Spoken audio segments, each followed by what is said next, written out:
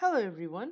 In this video, we will learn how to check the notifications in Windows. So what is notification? So the notification is a system that allows you to deliver a message to you as a reminder. It is like a reminder message. To learn in more details, you can come back here later.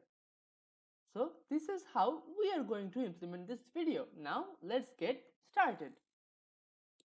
So now we are back at my desktop. So all I have to do is click on this notification icon, and now it is showing me all the notifications. See, manage notifications. Now it is showing me all the notifications in my Windows.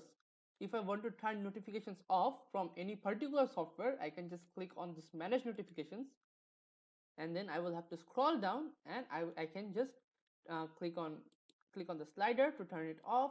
Then I can click again to turn it on. So you can disable notifications, also enable notifications for any app or any software.